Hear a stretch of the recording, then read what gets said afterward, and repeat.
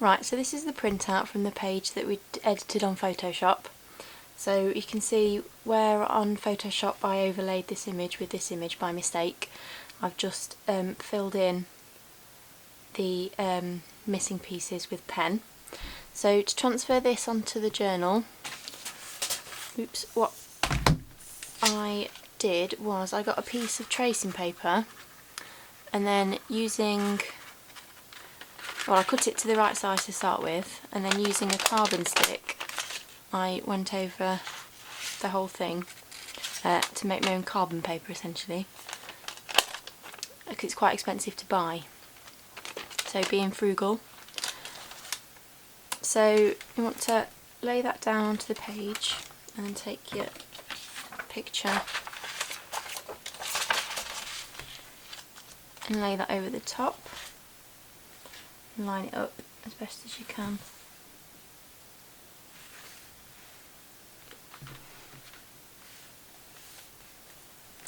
And then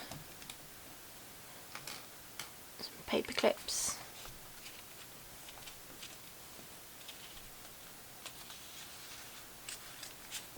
Oops.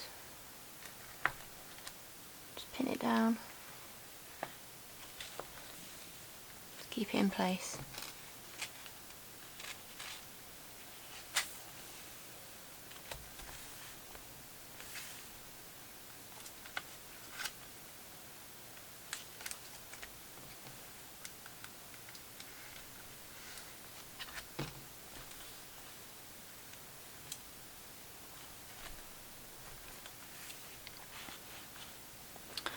Right, so I've written on the page number it is and what media I'm going to use just to remind myself.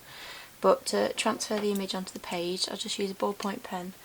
And I did it in a contrasting colour so I know where I've gone over. And then you just need to trace over the image. And I'll show you that. It leaves a line behind. Don't know if you can see that. Okay, so pin that back down.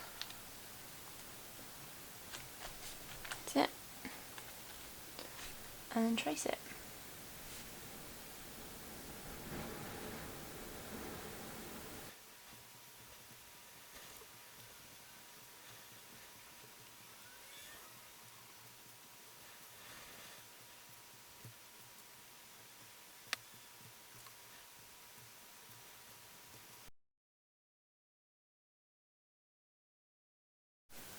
Right, so once you've finished tracing your images with your pen, just need to remove the page and the carbon paper or whatever it is you've used. Just copy your image, and then you will be left with the very faint outline of the page.